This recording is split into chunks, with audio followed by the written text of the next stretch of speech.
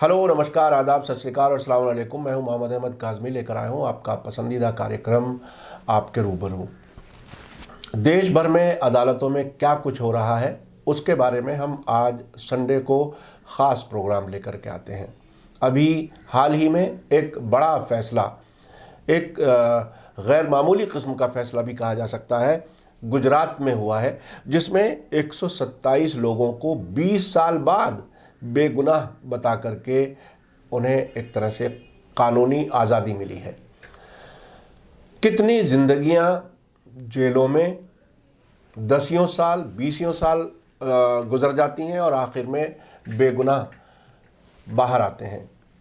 इन लोगों के साथ बेहतरी ये थी कि ये लोग ज़मानत पर रिहा थे, लेकिन बहरहाल एक अदालतों के चक्कर काटना, उस झंझट से गुज़रते रहना, ज़िंदगी के बहुत से साल इसी में गुज़र जाएं बेगुनाह रहते हुए, ये एक कानून की और अदालतों की बहुत बड़ी कमी है। उसके साथ साथ पुलिस किस तरह से काम करती है वो भी हमारे सामने बार बार आता रहता है।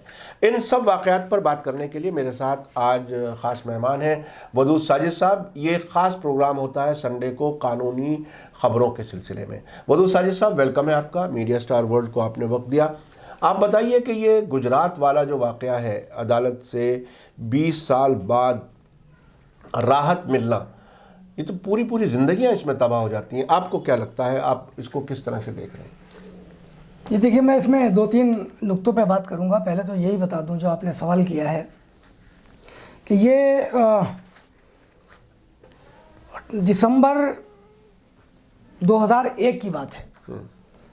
सूरत में all India minority education board के बैनर तले एक प्रोग्राम हो रहा था, जिसमें पूरे मुल्क में मुसलमानों की जो तालीमी सूरत हाल है, यानी उनका जो एजुकेशनल, उनकी जो कंडीशन है, उनके पास इंस्टीट्यूशंस नहीं हैं, वो पिछड़े हुए हैं, उसके सिलसिले में पूरे मुल्क से रिप्रेजेंटेटिव जमा हुए थे इस all India minority education board के। और उनमें वो कोई कच्ची उम्र के या नौजवान या अधकचरी उम्र के लोग नहीं थे, बल्कि उनमें 60 साल 65 साल 70 साल के लोग थे। और ये सब बहुत अपने अपने फील्ड में तजर्बेकार, पढ़े लिखे और वतन परस्त लोग, यानी जिनका कोई कभी ऐसा ख़तरनाक बयान भी नहीं आया। लेकिन बहरहाल वो ऐसे लोग ज़रूर थे उनमें से कुछ कि जिनका बैकग्राउंड मुसलमानों के अपलिफ्टमेंट से जुड़ा हुआ था, या हुकूमत के जो फ़ैसले होते हैं उनमें जो कमियां होती हैं उनकी निशानदही करते हैं वो लोग, यानी हुकूमत की हाँ में हाँ नहीं मिलाते हर मामले में, बल्कि उसके ख़िलाफ़ अगर बोलना पड़ता है तो बोलते हैं। तो ऐसे भी बैकग्राउंड के लोग थे। पुलिस ने, सूरत की पुलिस ने, अच्छा ये जो है कहीं किसी ऐसे घर में नहीं हो रहा था कि जो गलियों में अंदर जाके घर हो एक छोटा सा, और जिसका कहा जा सके कि साजिश हो रही है, या खुफिया था, या जिसका पता ना चल सके, ऐसा नहीं था। बल्कि सूरत में एक संग्रामपुरा है, वहाँ एक हॉल है, बाकायदा बड़ा हॉल है। उस बड़े हॉल में मीटिंग हो रही थी। और इसमें कहाँ कहाँ के लोग थे, पहले तो मैं आपको यही बता दूं ताकि आपको अंदाज़ा हो जाए। इसमें देखिए साहब कि गुजरात के थे, तमिलनाडु के, वेस्ट बंगाल, महाराष्ट्र, मध्य प्रदेश, राजस्थान, कर्नाटक, यूपी और बिहार, तकरीबन पूरे मुल्क से लोग थे। अब इतनी खुली हुई मीटिंग कोई तकरीबकारी के लिए तो नहीं कर सकता, बेवकूफ़ी होगा कोई। जी जी। तो एक तो नुक्ता ये कि पुलिस ने इनको बगैर किसी की शिकायत के अचानक जाके आपने पकड़ लिया। किस लिए पकड़ा कि सितंबर 2001 में उस वक्त की जो सेंट्रल गवर्नमेंट थी उसने सिमी पर पाबंदी लगाई थी, बैन लगाया था यूएपीए के तहत, अनलॉफुल जो एक्टिविटीज़ का जो एक्ट है, उसके तहत इस पर बैन लगा दिया था और इसको एक तरह से टेररिस्ट ऑर्गेनाइजेशन घोषित कर दिया था। हम इसकी मेरिट में नहीं जाएंगे केस की। अगर वाकई कोई ऐसी ऑर्गेनाइजेशन है जो देश में तोड़फोड़ चाहती है तो उस पर पाबंदी भी लगनी चाहिए, उसके लोग पकड़े भी जाने चाहिए, मुकदमा चलना चाहिए। सही। तो हम उसकी तायद नहीं कर सकते, लेकिन हम सिर्फ इस केस के ताल्लुक से अपने आप को हम कन्फाइन रखेंगे। कोई शिकायत नहीं, कुछ नहीं। तो सितंबर 2001 में बैन लगा और दिसंबर में वहाँ मीटिंग हो रही थी, ऐसा लगा जैसे सूरत की पुलिस इंतज़ार कर रही थी कि कुछ मुसलमान जमा हो कहीं और हम एकदम जाके उनको पकड़ लें और यूएपीए में पहला केस दिखा देंगे, देखिए साहब हमने पकड़ लिया सिमी के लोगों को। ये 127 लोग थे। ऐसी खतरनाक किस्म की मीटिंग 127 लोग तो नहीं कर सकते। वो तो जैसा कि हम आज तक पढ़ते देखते सुनते आए हैं, पुलिस ही बताती रहती है, 2 या 4 या 5 या 10 लोग होते हैं, इससे ज़्यादा होते नहीं। उसमें से अक्सर फिक्शन भी नजर आता है। बाद में 10 साल 20 साल बाद वो मुकदमे गिर भी जाते हैं, गिर जाते हैं। तो ये 127 लोग, इतना बड़ा प्रोग्राम, इतना बड़ा हॉल, मुल्क के खिलाफ साजिश कर, मुल्क के खिलाफ साजिश तो कर नहीं सकते। तो इनको पकड़ लिया और आज जो लोग ये कह रहे हैं कि साहब 20 साल तो जेल में नहीं रहे, यानी आपने कोई बहुत बड़ा एहसान कर दिया मुसलमानों पर कि आपने 20 साल उन्हें जेल में नहीं रखा। अरे एक दिन भी, 1 घंटा भी अगर बगैर कसूर के कोई आदमी जेल में रहा तो आपने तो उसकी पूरी ज़िंदगी तबाह कर दी। वो जो स्टिग्मा लग गया, बिल्कुल। ये लोग 11 महीने जेल में रहे, चूँकि यूएपीए में इनको बंद किया गया था सेक्शन 4 में। सेक्शन 4 में पाबंदी लगी सीमी पर और इनके ऊपर फिर बहुत सारी धाराएं लगा दी गई, जिसमें दहशतगर्दी भी है और क्या क्या है, देश के खिलाफ साजिश है। 11 महीने ये लोग जेल में रहे और इनमें मैंने आपको बताया कि 60 साल 65 साल की उम्र के लोग थे, अच्छे पढ़े लिखे लोग। मिसाल के तौर पे एक सहारनपुर के एक मौलाना अताउर रहमान वजदी हैं, वो बाबरी मस्जिद एक्शन कमेटी से भी जुड़े रहे, जमात इस्लामी के बहुत मोतबर आदमी हैं, एक रिसाला निकालते हैं बहुत दिनों से, तनक़ीहात, मजहबी रिसाला है, कोई सियासी बात उसमें नहीं करते, लेकिन चूँकि वोकल हैं और जहाँ जुल्म होता है उसके खिलाफ बोलते रहे हैं, लिहाजा ये भी उस मीटिंग में शरीक थे, पढ़े लिखे आदमी, लेकिन इनको गिरफ्तार कर लिया। आज उनकी हालत ये है कि वो नमाज के लिए अपने आप नहीं उठ सकते, मगर वो व्हील चेयर पर बैठकर सूरत गए हुए थे अपना ये फैसला सुनने के लिए, क्योंकि अदालत ने सबको हुक्म दे रखा था कि सब उस दिन मौजूद रहें। तो अब आप ये देखिए, इतनी बड़ी ज्यादती है, इतनी देख लीजिए व्हील चेयर पर वो शख्स किस तरह से वहाँ पहुँचा। 127 लोगों के खिलाफ ये केस था, जिनमें से दौराने समाअत यानी ट्रायल के दरमियान ही 5 लोगों की मौत हो गई, कुदरती मौत। तो अब इनमें ये 122 लोग हैं जिनको chief judicial magistrate N Dave ने छोड़ा है, और ये कहकर छोड़ा है कि इनके खिलाफ कोई सबूत ही नहीं है। तो मैं इस पे ये समझना चाहूँगा कि अदालतों के कुछ तजर्बे जो हो रहे हैं उसमें ये होता है कि चार्जशीट में शुरुआत में समाअत होती है चार्जशीट पर, और उसमें जज को ये फैसला करना होता है कि ये चार्जेस बनते भी हैं या नहीं, यानी वो जो बादियुन नज़र में जिसे कहा जाता है, उस बादियुन नज़र में भी अदालत को ये देखना समझना होता है कि जो कुछ पुलिस पेश कर रही है उसमें इतना दमखम है या नहीं जिस पे मुकदमा चले, और उस वक्त कुछ लोगों को डिस्चार्ज कर दिया जाता है, नहीं तो चार्ज लगा दिए जाते हैं। तो जिस जज ने चार्ज लगाए इस पर, ये तो उसका वो भी कसूरवार है, बिल्कुल। इतने लंबे अरसे तक लोगों को फंसाए रखना, और अब अदालत कह रही है कि कोई चीज़ है ही नहीं। अगर ये फैसला उसी वक्त हो जाता तो कहीं बेहतर होता, कि जाहिर है।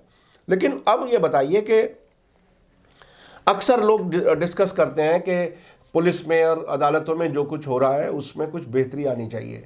आपको क्या लगता है कि चूँकि मैंने देखा है 20-20 साल 25-25 साल के बाद लोग जेलों में रह करके भी बेगुनाह होकर के बाहर निकलते हैं, उसका कोई कायम साहब आपने बहुत ही अहम सवाल छेड़ा है, और इस पर हमें थोड़ा सा पीछे भी जाना पड़ेगा, और मैं कोई इसको बहुत ज़्यादा लंबा नहीं, बहुत शॉर्ट में आपको बताना चाहूँगा कि ये जो आपने बात कही, हाँ।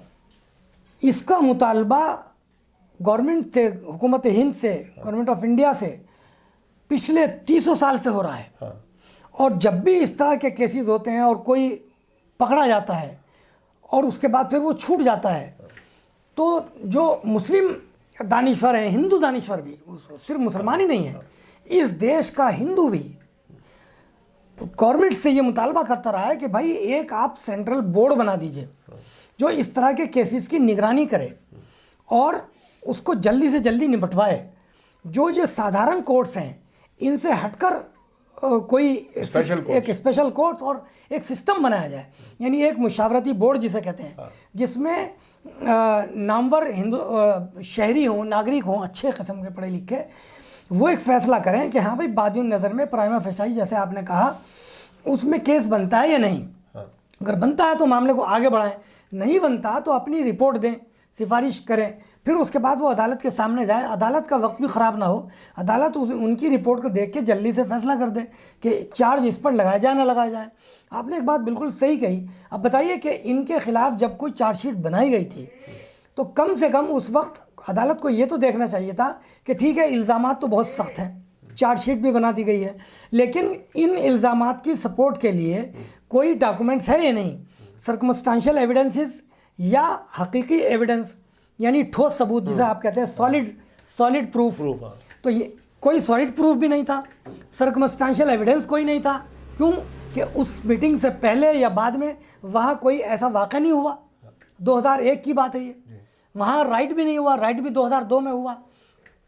तो ये जिम्मेदारी जज साहब की थी, लेकिन सबसे बड़ी जिम्मेदारी तो हुकूमत की है कि वो ऐसा कोई सिस्टम क्यों नहीं बनाती, अचूक सिस्टम। अब मैं आपकी इस बात का मैंने जवाब दिया, लेकिन मैं एक बात आपसे और कहना चाहता हूँ जो बहुत दुख की बात है। इस वक्त 2014 से 2021 आ गया है, सेंटर में बीजेपी की हुकूमत है। बीजेपी खुले तौर पर, बीजेपी का एक एजेंडा है जो सबको पता है, उसके एजेंडे में वो स्कीम है ही नहीं जिस पे हम आज बात कर रहे हैं। इंसाफ दिलाने की स्कीम नहीं, वो स्कीम है ही नहीं। उसके एजेंडे में सिर्फ एक चीज़ है, वो एक डगर पे ले जा रही है अपने देश को, और वो अचीव करती जा रही है। अब खुदा मालूम कि आखिर में क्या अंजाम हो। हमारा जो कॉन्स्टिट्यूशन है वो बहुत बेहतरीन है, वो कॉन्स्टिट्यूशन इनको वो काम करने की इजाज़त नहीं देता जो ये काम कर रहे हैं। तो क्यों कर रहे हैं वो काम? क्या अदालतें मौजूद नहीं हैं? अदालतें मौजूद हैं। अब मैं आपको बताता हूँ कि ये तमाम हज़ारों नौजवान जिस वक्त पकड़े गए हैं, कांग्रेस की हुकूमतें थीं, सेंटर में भी, स्टेट्स में भी। अब मैं आपको एक वाक़या सिर्फ दिल्ली का बताता हूँ। एक लड़के को पकड़ा गया झूठ मूठ की साजिश के इल्ज़ाम में, 14 साल के बाद, यानी 14 साल तक वो जेल में रहा, जमानत भी नहीं हुई। 14 साल के बाद वो छूटा था, आपको याद होगा, अब से 7 साल पहले का केस है। आमिर नाम था।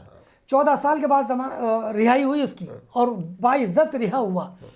सवाल ये है उस बीच में उसका बाप मर गया, उसकी माँ मर गई, उसकी बहनों की शादियां रुक गई, खुद उसकी शादी नहीं हुई, और उसका तमाम कारोबार, यहाँ तक कि उनका घर बार सब बिक गया। वो तो अच्छा, समाज में भी ये होता है कि उसे ये समझ लिया जाता है कि ये तो दहशतगर्द है। हाँ। और यही देखिए, एजेंसियों का, पुलिस का ये काम है, काम नहीं है बल्कि ये जो कर रही हैं वो समाज में नफरत फैलाने के लिए बीच में से किसी भी आदमी को दहशतगर्द कह करके उस खानदान, उस कम्युनिटी को एक तरह से तनखैया बना देते हैं समाज में। नहीं, मैं आपसे एक बात पूछता हूँ, मतलब मैं अपने दर्शकों से भी कहना चाहूँगा कि इस पर गौर करें। कपिल मिश्रा के खिलाफ कितने सबूत नहीं हैं? जी, खुले सबूत, वीडियो सबूत, ऑडियो वायरल, अखबारों में बयान। उसमें तो पुलिस भी मौजूद है और पुलिस बाकायदा उसकी गुनहगार है। डीसीपी पीछे खड़े हैं, सुन रहे हैं सब कुछ। डीसीपी को एफआईआर करानी चाहिए थी, डीसीपी के खिलाफ भी एफआईआर होनी चाहिए भाई, और डीसीपी के खिलाफ भी एफआईआर। वो चुपचाप क्यों सुन रहा था? तो अगर सिस्टम में कहीं दम हो तो। लेकिन उस पे के साहब अभी इंक्वायरी कर रहे हैं हम। अभी पहले इंक्वायरी करेंगे, तब फिर देखेंगे उनके खिलाफ केस बनता है नहीं बनता। आप यहाँ बगैर केस के, बगैर इंक्वायरी के, बगैर किसी की शिकायत के आप 127 लोगों को उठा लेते हैं एक हॉल में, जहाँ वो तालीम पे बात कर रहे हैं, पिछड़ेपन पे बात कर रहे हैं मुसलमानों की, आप उनको उठा के बंद कर देते हैं यूएपीए में। देखिए, ये मैं आपको बताता हूँ कि मुझे याद है, आपको भी याद होगा, जामिया में लाइब्रेरी में बच्चों को, पढ़ते हुए बच्चों को किस तरह से मार पिटाई की गई। यानी उनकी आंखों में इतना गुस्सा था, ऐसा लगता था कि वो ये देख रहे हैं कि मुसलमान पढ़ क्यों रहा है आकर। हाँ। यहाँ भी ये तालीम के सिलसिले में, पिछड़ेपन के सिलसिले में पूरे मुल्क के लोग इकट्ठे हुए थे। तो इस सिस्टम में या ऐसी ज़हनियत के लोगों के सामने मुसलमानों की तालीमी तरक्की करने के लिए जो भी लोग कोशिश करते हैं, ऐसा लगता है कि गुनहगार हैं। बिल्कुल। और देखिए, जितने लोग पकड़े गए काज़मी साहब, यानी हम सिमी का कोई हम दिफा नहीं करते, कोई हम डिफेंड नहीं करते। सेंट्रल गवर्नमेंट ने उसको बैन कर रखा है और एक ट्रिब्यूनल ने उसको अपहोल्ड किया है। जस्टिस मुक्ता गुप्ता उसकी चेयरपर्सन है, और उसमें और भी लोग हैं, तो उन्होंने एक्सटेंड किया है उसको, ठीक है। लेकिन ये जो लोग पकड़े गए और जब ये रिहा हो गए और बाइज्जत रिहा हो गए, सवाल तो ये है कि इनके इन 20 सालों का क्या होगा, उसको कौन कंपनसेट करेगा? नंबर 1। नंबर 2, ये जिम्मेदारी खुद पुलिस की है कि वो जब खुद सेटिस्फाई हो जाए कि हाँ पक्के सबूत हैं, उसके बाद मामले को आगे बढ़ाए। फिर अदालत की जिम्मेदारी है, जब मजिस्ट्रेट सेटिस्फाई हो जाए कि हाँ जो चार्जेस लगाए गए हैं उनके कुछ सबूत हैं, ठोस सबूत हैं और वो सबूत गिरेंगे नहीं, तब आगे चलें। आपने उनके 11 महीने तो जेल में बर्बाद कर दिए, फिर 20 साल वो मुकदमा लड़ते हुए ही ख़त्म, अब ये हाल हो गया। मैं आपको एक चीज़ और बताता हूँ, गुजरात की ही। गुजरात में अक्षरधाम पे हमला हुआ था। उस हमले के असल मुलजिम पकड़े गए नहीं पकड़े गए नहीं मालूम, लेकिन जिन लोगों को पकड़ा गया था वो 11 साल जेल में रहने के बाद बाइज्जत बरी हुए। और कहाँ से बरी हुए? सुप्रीम कोर्ट से। लोकल कोर्ट ने उनको सज़ा दे दी, हाई कोर्ट ने, गुजरात हाई कोर्ट ने उनको उनकी फांसी को अपहोल्ड कर दिया कि हाँ इनकी फांसी जायज़ है। लेकिन सुप्रीम कोर्ट ने कहा कि इन पर तो कोई केस ही नहीं बनता। और सुप्रीम कोर्ट ने कितने सख्त जो है रिमार्क्स पास किए थे।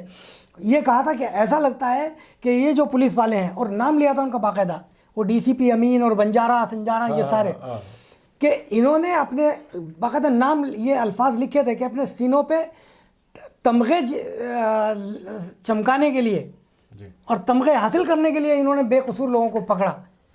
तो अब 11 साल जेल में रहने के बाद उन्होंने अपनी एक किताब लिखी और उसमें लिखा उनके ऊपर कैसे कैसे मजालिम हुए। मैंने जमीयत उलमा, इसमें एक पार्टी थी, उसने उनको छुड़वाने में बड़ा एक रोल किया था। मैंने जमीयत उलमा से कहा कि अब ये छूट गए तो अब आप इनके साथ ये हमदर्दी कर रही हैं, इससे बड़ी हमदर्दी ये है होगी और इंसाफ होगा बल्कि पूरे मुल्क के साथ कि आप जो 11 साल इनके बर्बाद हुए उसके ख़िलाफ़ कंपनसेशन का केस हुकूमत के ख़िलाफ़ डालिए, पुलिस वालों के ख़िलाफ़ डालिए। तो उन्होंने डाल रखा है केस। अब आप देखिए कि वो कितने दिन की बात हो गई, लेकिन अभी तक उसमें कोई मामला हल नहीं हुआ।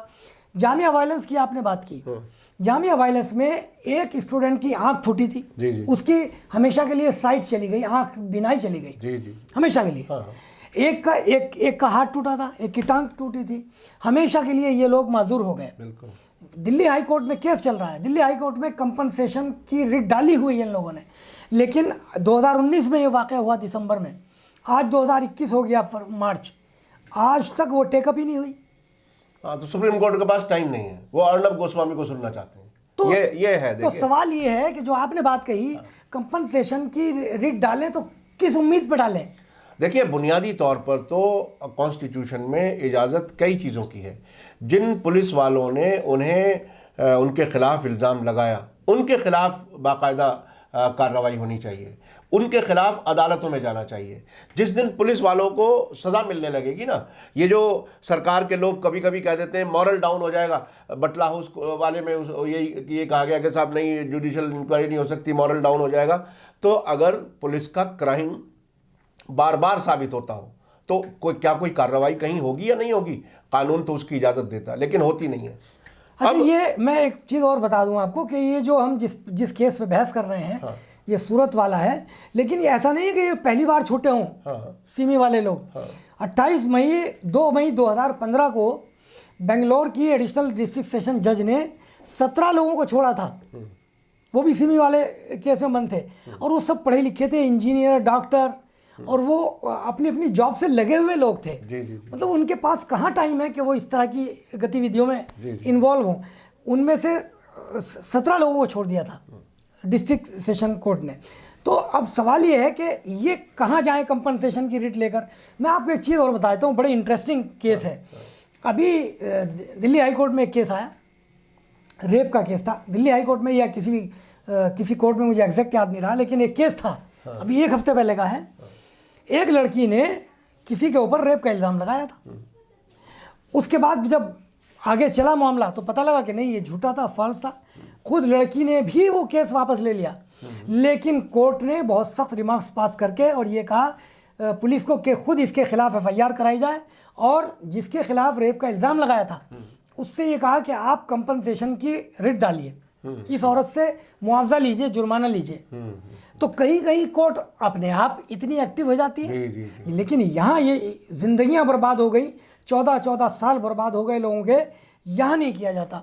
मैं जो असल बात आज करने वाला था, जरा मुख्तसर अगर आप इजाज़त दें तो मुझे ज़रूर करनी चाहिए। देखिए, ये जितनी चीज़ें मैं आपको बता रहा हूँ, मैं किसी पार्टी का नहीं हूँ, पहली बात तो ये। ना मैं बीजेपी का ना कांग्रेस का। कांग्रेस ने सेकुलरिज्म के नाम पे मुसलमानों को लूटा और बीजेपी के यहाँ तो सेकुलरिज्म है ही नहीं और उसका एजेंडा साफ है। आप उसकी आइडियोलॉजी से इत्तेफाक करेंगे तब भी आप पीटेंगे, मॉब लिंचिंग आपकी होगी, नहीं करेंगे तब तो आप हैं ही। तो बीजेपी से कोई बहुत ज़्यादा उम्मीद नहीं। लेकिन ये जितनी चीज़ें हो रही हैं आज़ाद हिंदुस्तान के बाद से अब तक, ये किसके ज़माने में हुई? ये कांग्रेस के ज़माने में हुई।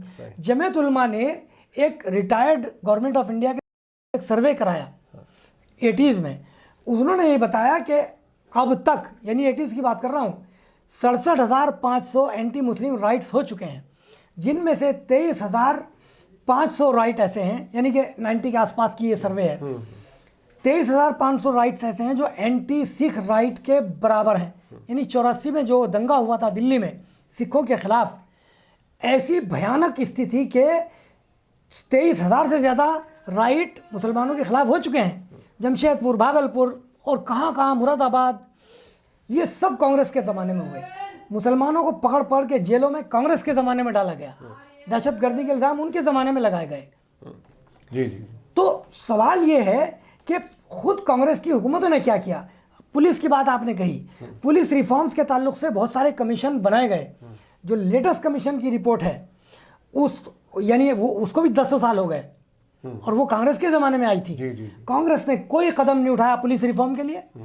ये सबसे पहला काम तो पुलिस को रिफॉर्म करने का ही है। बिल्कुल। कि वो किसी को पकड़े तो कम से कम उसके खिलाफ इन्वेस्टिगेशन तो कर ले पहले, जैसे कपिल मिश्रा के खिलाफ आज भी हो रहा है। अभी तक इन्वेस्टिगेशन हो रहा है, पकड़ा नहीं, FIR वो रिपोर्ट कभी नहीं आएगी उसको। देखिए, ये तो यकीन कर लीजिए आप कि कपिल मिश्रा के खिलाफ कोई एक रिपोर्ट आएगी और फिर कोई पुलिस कार्रवाई करेगी, हमें उम्मीद नहीं लगती। तो ये अगर वाकई कर ले पुलिस तो उसकी ईमानदारी साबित तो हम जो है, जो मौजूदा हुकूमत है, खासतौर पर जो प्राइम मिनिस्टर हैं, उनसे रिक्वेस्ट करना चाहते हैं कि भाई आपने कांग्रेस मुक्त भारत का नारा दिया था, तो ये सारे जख्म हमें जो दिए हैं कांग्रेस ने दे रखे हैं, आप इन जख्मों को धो दें तो आपकी बड़ी मेहरबानी होगी और जो दाग आप पे लगे हुए हैं वो धुल जाएंगे। लेकिन वो तो अपोजिशन मुक्त की बात तक पहुँच चुके हैं, अब कोई ऐसी बात नहीं है। जमीयत उलमा का आपने जिक्र किया, एक ज़माना होगा जब बहुत अच्छे काम होते थे, लेकिन महमूद प्राचा जैसा बड़ा वकील, उसके ऑफिस में इतने सबूत मौजूद हैं कि अब तो सज़ा भी दिलवाते हैं और उनके वकील अदालतों में वो काम नहीं करते जो वकील दिफा को करना चाहिए। ये एक अलग से टॉपिक है, कभी फिर बात करेंगे और उस पर मैं कभी कभी थोड़ी इन्फॉर्मेशन देता रहता हूँ। तो जिस तरह से प्लीड गिल्टी करा दिया जाता है, कह दिया जाता है 15 साल बाद तुम अपना गुनाह कबूल कर लो ताकि जेल से बाहर आ जाओ, और पुलिस के केसेस जो है वो साबित कर दिए जाते हैं, या ये कि ज़मानत दिला करके खुश हो जाते हैं, केस को असल ख़त्म कराना चाहिए वो कभी कोशिश नहीं करते। तो ये इस किस्म की कमियां बहुत सी हैं अब की जमीयत उलमा में, लेकिन हाँ काम किए हैं। जो अच्छे काम होते हैं उसे याद भी रखना चाहिए, जो गलत होता है उसको भी आम लोगों को जानने का हक़ है। बहुत बहुत शुक्रिया वदूद साजिद साहब, आपने वक्त दिया, मीडिया स्टार वर्ल्ड के लिए आप वक्त निकालते हैं, इसके लिए बहुत बहुत शुक्रिया। इसी के साथ मुझे दीजिए इजाज़त, धन्यवाद, शुक्रिया, जय भारत, जय हिंद। मीडिया स्टार वर्ल्ड के और वीडियो देखने के लिए हमारे चैनल को सब्सक्राइब करें और सीधे नोटिफिकेशन पाने के लिए बेल आइकन दबाएं। और अगर हमारी खबर सच्ची और अच्छी लगे तो अपने व्हाट्सएप, इंस्टाग्राम, फेसबुक और ट्विटर अकाउंट पर ज़रूर शेयर करें।